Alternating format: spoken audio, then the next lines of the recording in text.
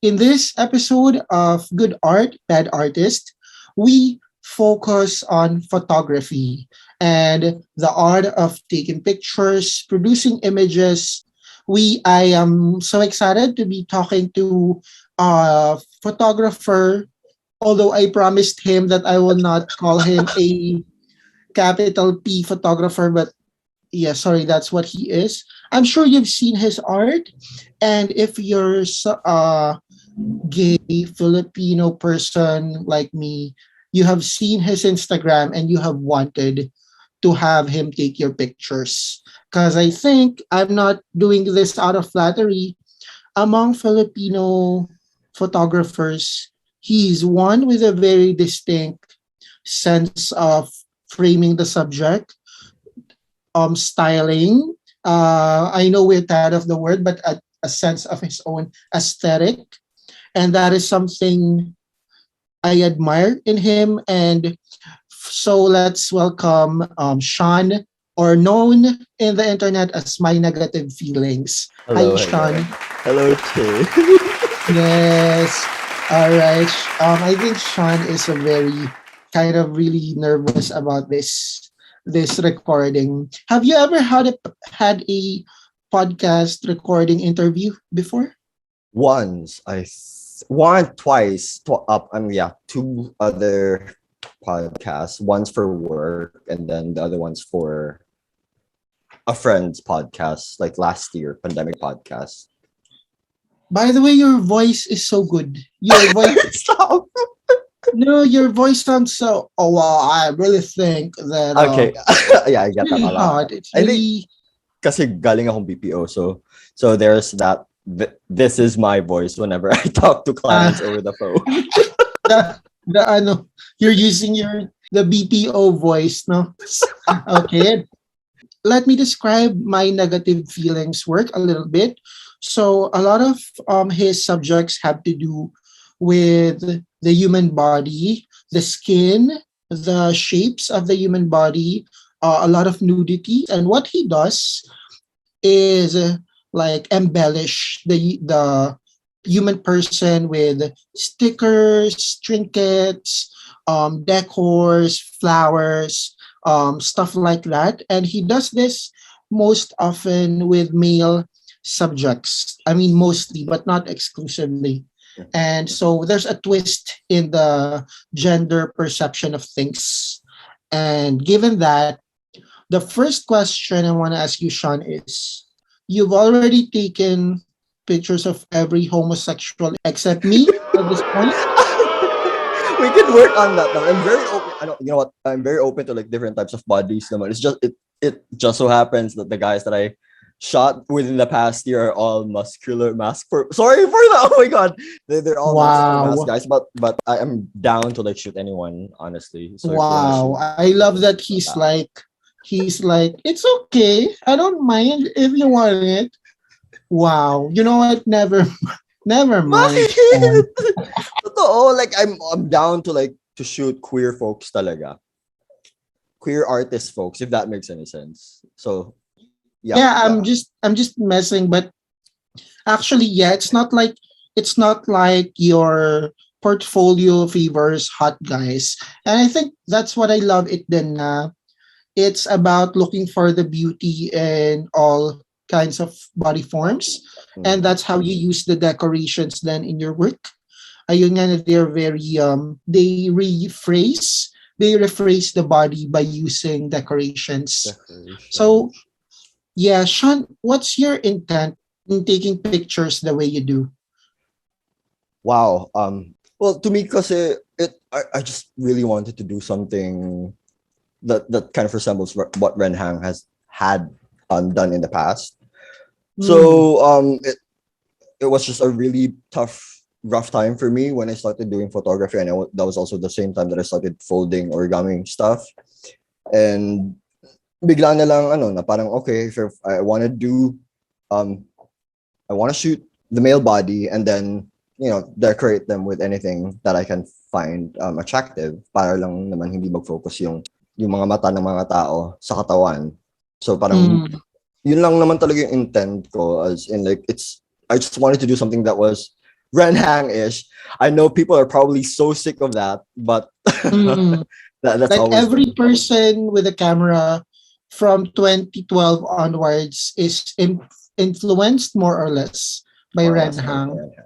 Lalo na pag queer ka, I think. Yeah.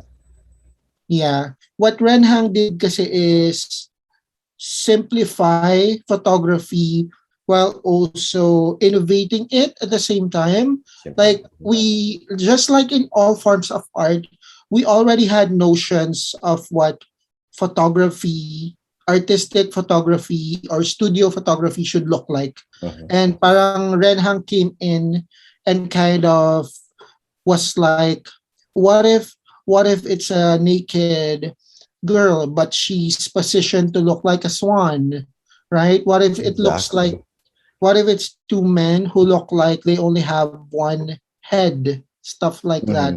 Hmm. And they're so simple. I think they're so approachable while also super dramatic in their simplicity. Yeah, yeah. I was just saying that I have nothing more to say. You completely describe how you said the right words in describing his works. So for you, when people look at your work, what do you want them to think or feel? Is it just to emphasize the sexuality, or like what do you want people to think or feel when they see your images? What do I want them to feel? Nothing specific, honestly. I just want people to appreciate the human body in a non-sexual way. Pero like, hubad siya, pero gets ba? I don't know if I'm making any sense here. Pero when I shoot kasi, I just shoot. I want people to see that there's more than just the body itself. It's not completely being naked is showing your body or being naked is okay, and it's not something to be ashamed of. When you say nudes, because it becomes sexual. I don't want people to see that. That's why, to me, I kind of get irritated, for a lack of a better term, when people try to sexualize the guys that I shoot, because it's not that. Mm, There's more than just mm, that. I know for a fact that I don't put captions on them, but I try to like let other people interpret it on their own, way. you don't want them to see this as parang something to make you horny or Yeah. something for you to drool over. That's not what you're trying to do here. Mm-hmm, mm-hmm. But Yeah. initially, I would have to say though, but initially that was like one of the couple. I think some of the photos that I had in the past kind of evoke that emotion. But Yeah. like along the way, I realized I didn't want that, so I shifted Yeah. the way I shot guys. So kaya most of the time you'd see them wearing something still, kasi pag wala ng undies or something, pag wala ng lower, it becomes something else to other people. Yeah. Yun na lang yung titignan nila. Most of the time, before other people, what's the English word for, before sila magsawa with your work, usually the artist yung unang nagsasawa sa ginagawa niya. Do you Totoo. feel that? Yeah. Yeah. How was that for you? Like what so when you felt now what you were initially doing was not working for you anymore, what were some steps you did to maybe also to entertain yourself, no, to excite yourself? Siguro even if you yourself is doing the same thing, it's gonna feel like work. It's not gonna feel recreational anymore, right? How did you change it up for at least for your own end? Una sa lahat, tinanggal ko nga yung tinanggal ko yung full nudes. Like, completely. Not Yeah, unless, as binihisan mo sila ng binisan konti. ko sila.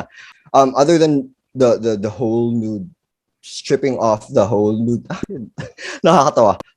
Stripping that aspect, I try to look at the body in a different way. Na parang certain points or landscape, parang ganon yung tingin ko sa katawan. Mhm.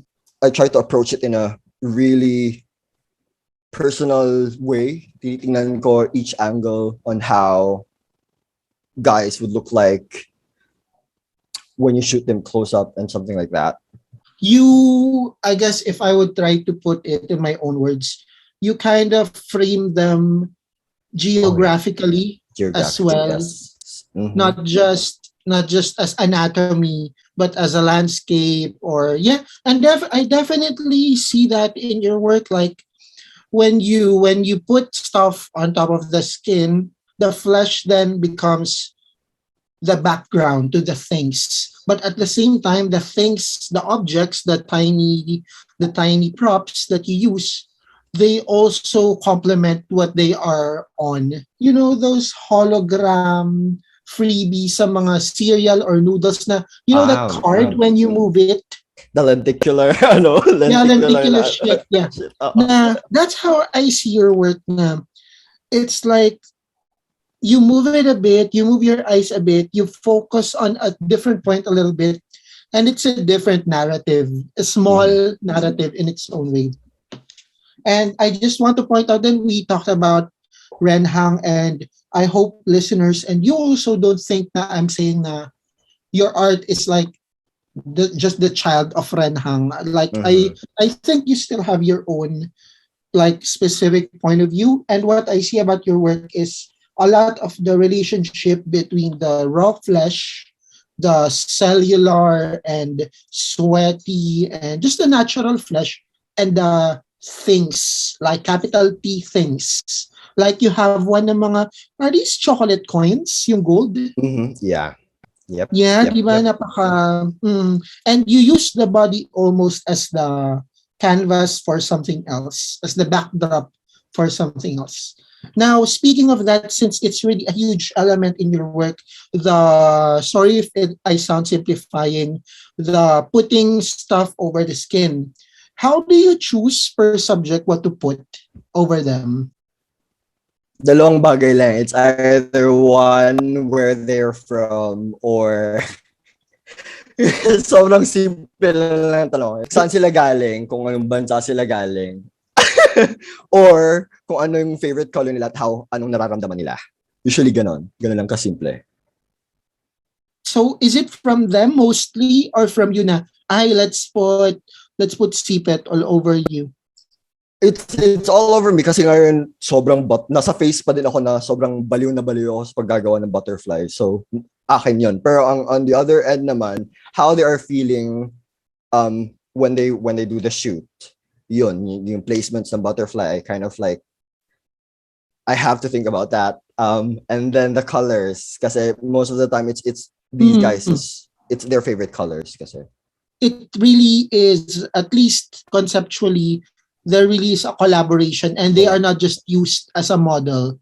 I think people would expect na if you're a photographer, ikaw lahat may kontrolado, lalo na sa ganitong aspeto kasi hubad nga, di ba? But to me, it works hand in hand. It works it's two-way street eh. I have to know what they're comfortable with and what they're not comfortable with, what they want to be shown, anong mga parts ng katawan nila ang very insecure sila. Kasi that, I have to work my way around it para lang makuha yung gusto naming dalawa ng subject. So, yun, it's a collaborative effort. Like, how many people have you collaborated or modeled for you and worked with you at this point? Have you ever experienced some creative differences na before or after the pictures? Mga ilan, I probably have like shot around like less than 20 guys, I would say. Less than 20 pa lang siguro yung mga nasa-shoot ko. So creative differences naman, usually what I do is I shelf, binabaul ko muna yung mga gawa ko pag hindi ko trip yung shoot. And pag may instances na hindi magkatugma, talagang it's like when we talk about what needs to be done, ano yung concept, pag hindi if it's not a match, I'm sorry, it's really not a match. I would say no. Meron ka ng shoots na it didn't come out at all? Meron. How do you talk to the person? Parang besh. I just let them know that I don't like the photos. You're like, besh na delete, hindi pala. No, hindi naman ganun. Let them know I didn't like how the photos turned out. Sometimes it can be na okay yung concept, okay yung shots, but then kasi nga film yung gamit ko, film yung medium ko, pagka-develop, sobrang pangit. Hindi ako nag-post process ng shots ko. Like, I was about to ask, when we see it on our feeds, when you post it online, how much of it is treated na digitally, ayun nga, post-processing. So, these are all how you took them? Yep, how I took them. Wow. I will insert applause sound in this part. Because I really thought, ayun nga, actually, I guess, kasi nga, I'm not a photographer naman. Because my impression is, you have, for example, you have done a set that is already pinkish. And then the next one, of course, maybe intentionally or not, you would divert from that a little bit, right? Because you don't want all your works to be color red or whatever.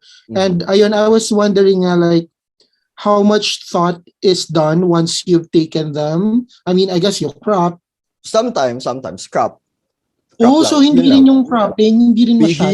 Bihira yung cropping. Like, wow. Nagka-crop lang ako kasi I hate how IG crops the photos. Like, by default, if you try to post a photo, it may certain yung IG. So, kaya kailangan siya i-crop. Pero, kung ano man siya, yun na yun. Does it always have to be an initial attraction with you, with the people you take pictures of? Like, do you have to, or do you ever say yes to a person, or do you ever ask out a person for a shoot, even though initially parang you don't really see what's aesthetically pleasing or attractive about them? Interesting question. I think it's, kailangan, I have, ang hirap ng tanong, to be honest. Kasi, no, kasi it's hard to admit. It's hard. I would admit that yes, because I approach everyone. Because if you ask me, I'm very upfront with the guys that I like to shoot. Like if I approach someone, I'd let them know that, hey, would you like to post for me? Because one, I like how your face, your eyes, may certain look sila na gusto ko. Although people would say that I like to shoot Asian guys kasi I mean, most people around us are Asian, so I don't think they can comment on that fairly. People joke about that, but I think isa yan sa mga pero may specific looks talaga, or like specific aspeto ng katawan ng isang tao na pag gusto ko. Yeah. Well, it's a creative thing, so you really have to go first of all with what draws you in, right? An aspect that's very important. Sobrang importante siya for me kasi film yung gamit ko. Hindi may yung pagpapa-develop pag gagamit ng film, sobrang expensive. So I have to be picky. So there are people who reach out. But if it's not a match, nga inuno ko. Although if kasi I do this as a hobby lang, like for fun lang. Yeah, you don't really owe anyone or even the LGBTQ community to do everything, to serve them, kasi after all, this is your outlet. Speaking of outlet, my next question was initially about how you edit your work, but since you said you barely post-process, so I will change that question to the preparation and setting up. Like how much work is put into what will be seen in the photo, where the light is, stuff like that. Kasi my impression is these are not spontaneous. You prepare for them, right? You put stuff around your nipples and on the floor. I just have to know kung ano yung may specific film na kasi ako na gusto. I think pansin naman din naman ng mga tao na may certain feel or look ako sa colors na ginagamit ko. But there's one specific film stock that I'm very baliw. I'm very crazy about. So I always use that, and I always try to ask the subject kung ano yung lighting switch sa kwarto nila. There's a lot of your work, if I'm correct, it's not just the person that you're taking a picture of, but their environment. It's their environment. Yep. So I have to know ano yung ilaw, paano tatama yung ilaw at certain hours, kasi hindi pwedeng kasi natural, I shoot using natural light, so I have to know paano tumatama, may tumatamang ilaw, may pumapasok ba ng ilaw sa kwarto nila, kasi yun yung nag-intensify ng aesthetic, if for a lack of a better term, pag nag-shoot ako. Of course, yun nga, you think it feels so prepared. It really looks na parang set up. But what I actually wanted to say as a compliment then is actually there's something about you do them that we know, of course, we know it's set up, we know it's designed, but I think the way you shoot and the way you angle, it's not so fashion editorial na it really registers sometimes, not all, but sometimes it really registers na these people are these mythical creatures who look like this. Na parang it's still natural despite all the artifice that is in your face. Wow. Believe it or not, it takes hours to set up to I can stick imagine. these tiny little butterflies kasi ako sobrang OC ko when it comes to that.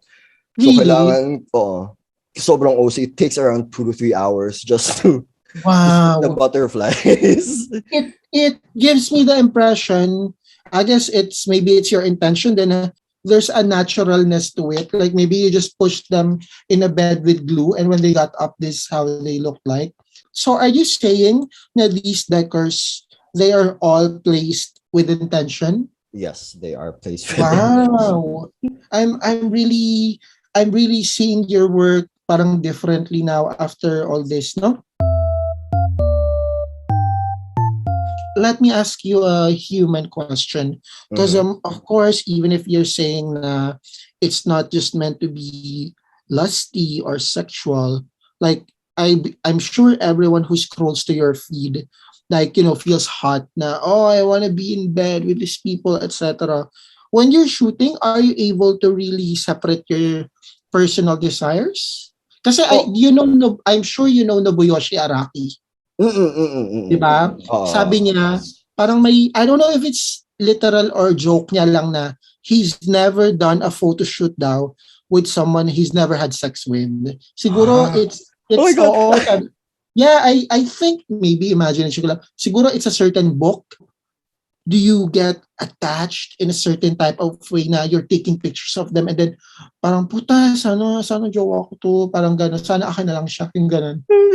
Then like never talaga. Really?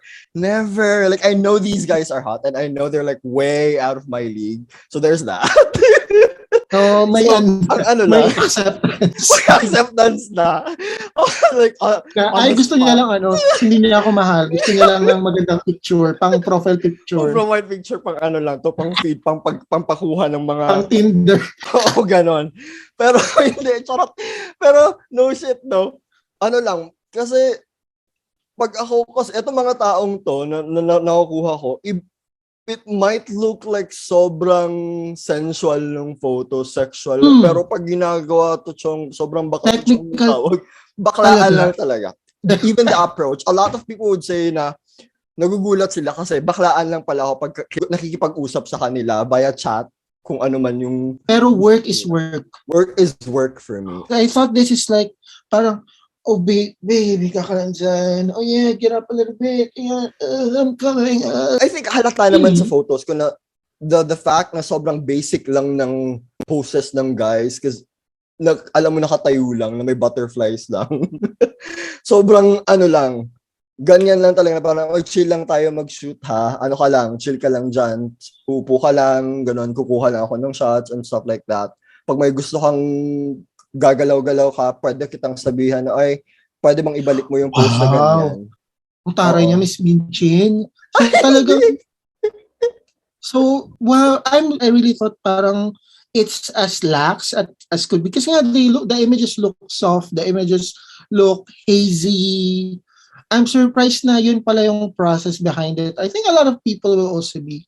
Parang natakot tuloy ako dun sa sinabi ko kanina na take a picture of me too. Ayoko pa naman ng inuutusan. Ay, hindi ako nauutos. Pero, pag may gusto akong i-shoot na specific pose or something, frame pala, magtatanong ako kasi kung okay lang ba.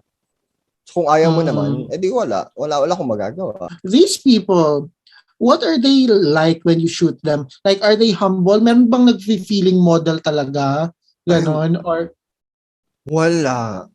They're good naman. They're nice naman. I know these people kasi siguro Oo I nga also pala, have oo to nga bring pala. up. Hindi, kasi most of these guys, when I started shooting guys, like most of the first few guys that I shot, they are all from, some of them are from Grindr. Like, Mm. I met them on Grindr, and parang, ano lang, decent, believe it or not, decent talks lang, gano'n, na parang, hi. Siyempre, you show them what you do, no, na, hey, I am doing this kind of pictures or whatever, ganon. Oo, ganun lang. Parang, gusto mo bang mag-shoot tayo? I've seen people use Grindr to play ML with. I've never met someone who's like, I'm a film photographer, so be my model, I something mean, like that. That's so I don't post interesting. it on my profile, but if we have that connection na parang baklaan Mm-mm. connection na walang So, bastusan or something. wow. So, una pa rin yung connection with you in terms of comfort na okay siya, parang okay yung vibe niya. It's not necessarily, oh, ang syarap niya or whatever. Honestly, that, kasi ako, I'm very awkward when I shoot. Like, sometimes I'd have to drink before I do the shoot. Kasi these are Para like to loosen up. to loosen up. Mm-mm. Wow. Not this. What relationship do you have with your work? Do you see this as extensions of you, reflections of your mind, or really more like a project that you were feeling productive? So you're like, oh, I'm going to do this project. And when it's done, you're able to distance yourself from it na. Really good question, because I used to be the stereotypical, when I'm going through shit, I will shoot. Oo. but I Outlet got siya.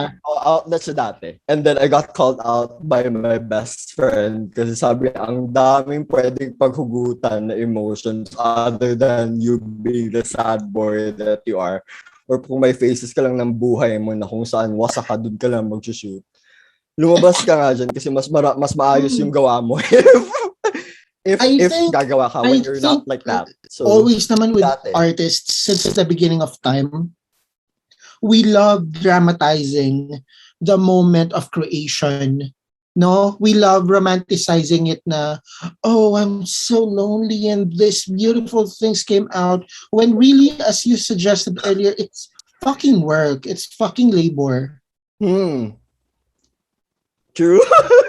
Wala akong Ano ba yan? masabi. Kausap ko, puro lang yung sinasabi. Hindi, kasi totoo naman. Kasi I think at siguro yung mga gustong mag-shoot, may pinaghuhugutan. Or kahit sinong artist, laging may pinaghuhugutan. But eventually, at some point, you get tired of it kasi gagawa ka pa nga. Pero I think it's a weird relationship din kasi you can't be too close to it because that's dumb. Like, why do you latch onto your work? But at the same time, if you're too close to it, it's kind of immature, the over sentimentality. But if it's too distant from it, then it's just whatever. It's like it's not sincere. You know, artists, visual. I'm talking about cartoonists, quote unquote na. Alam mo na formula na lang yung nilalabas nila, na formula na lang yung strip, formula na lang yung style na it's not even out of you wanting to produce something, but you producing something because you can, or you have a following, or you know it's gonna make some clout. And again, I don't even know how this connects to your work, but that's just something I observed. Sorry. What are some hanash when it comes to photography? Bakit naman ganito yung tanong? Kasi hindi ko alam ang photography scene, people posting pictures. I'm sure meron din yung mga hidwaan and May mga hidwaan, pero ako wala anong storyline? Anong mga narrative? Anong mga Anong hanash? narratives? Ano lang, yung mga pure, ayoko. Diyos ko Lord.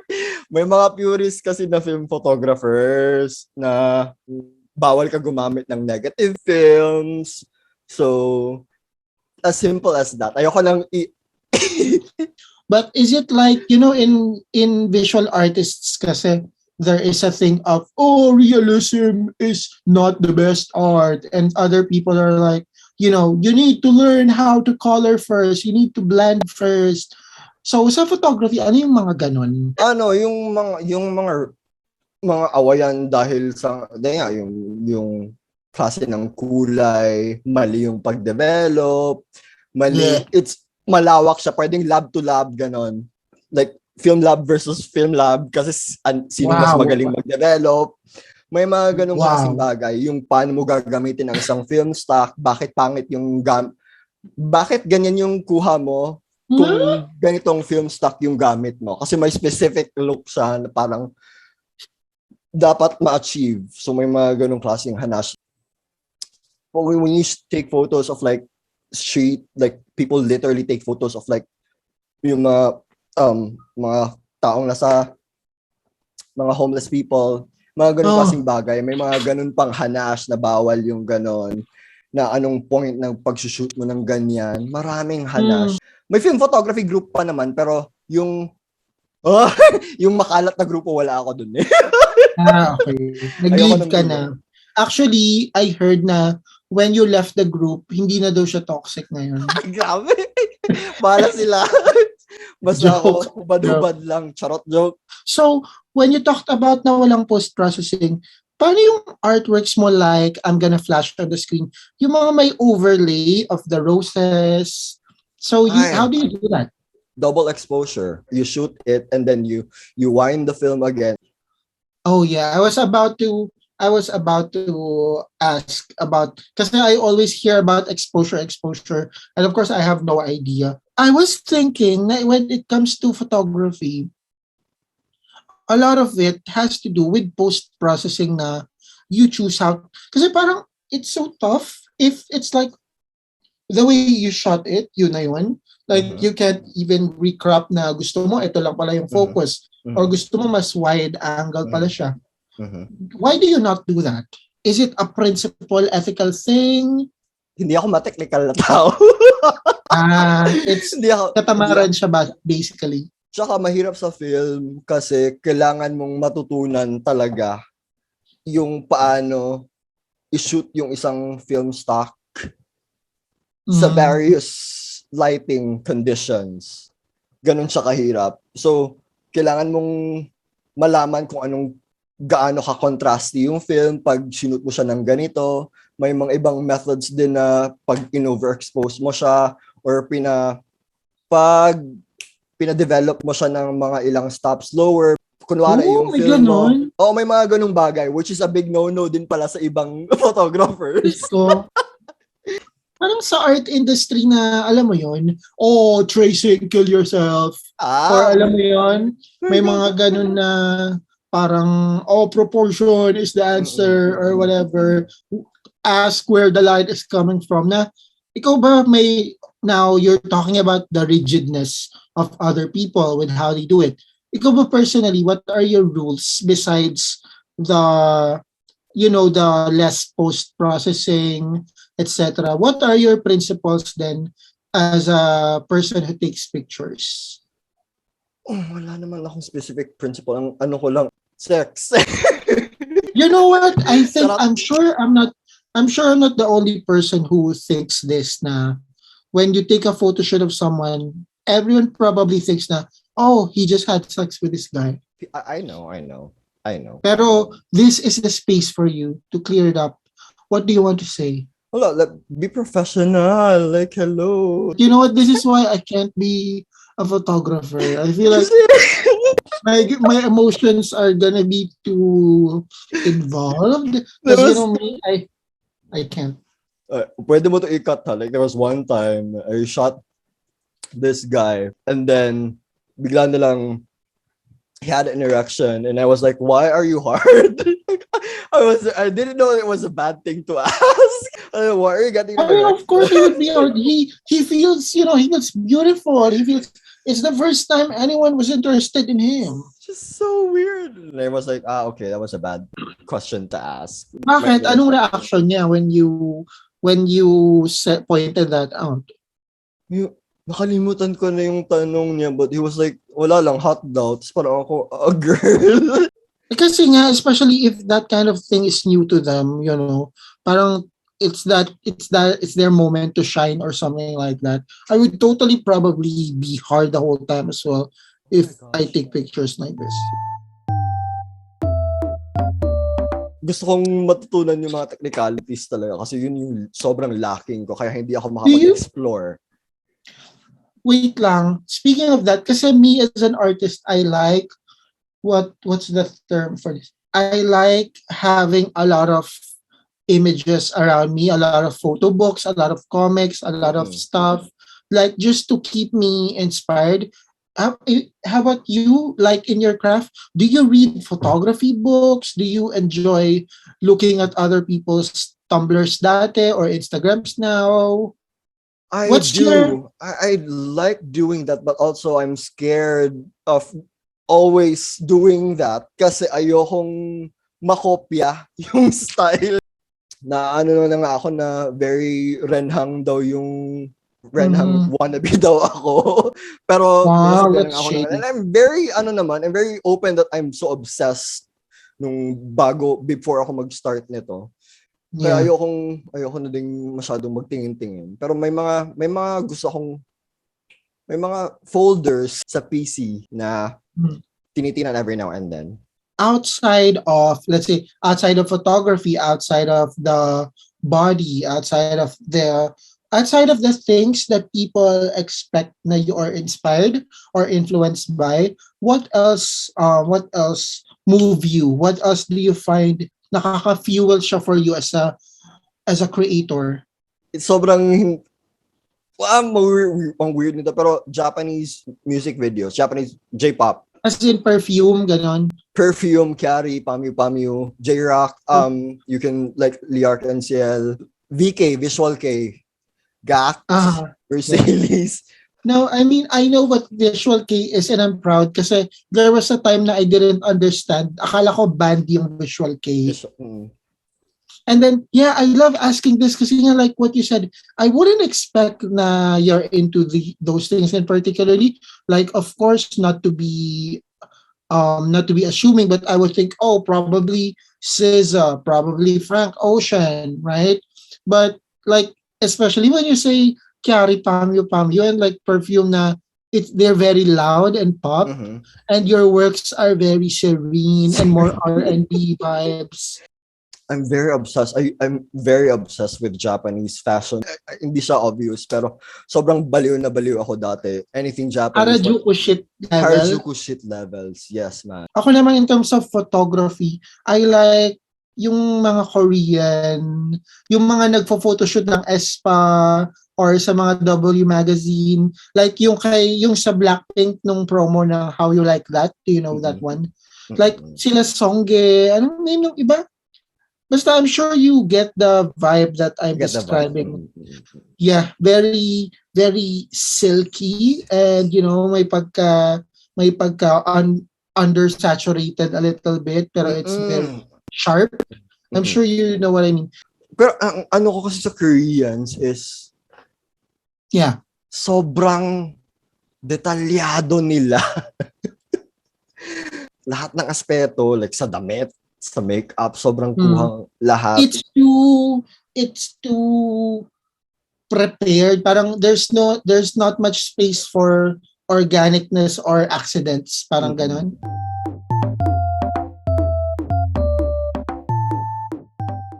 For you, Sean, at Mynegativefeelings, what makes a good art and what makes a bad artist or a bad photographer, whatever? Hirap. What makes a good art sa akin talaga is when the viewers feel something, when they look at some, I mean, I know now with how digital is, like 3 seconds lang, parang hanggang dun lang yung span. 3 seconds lang yung span ng taong makatingin ng ma-absorb yung isang art. But to me, within that super limited time, dapat may ma-feel agad yung mga tao. And may ma-retain. I think there's many things we see that are good and impressive, pero because even if it's so quality, if there's no texture to it that sticks, parang wala rin siya, hindi rin siya maglalast, or hindi rin siya ganun ka-good in a way. How about what makes a bad artist, or if you want a bad photographer? This could be something you observe in yourself or others, or something you believe in.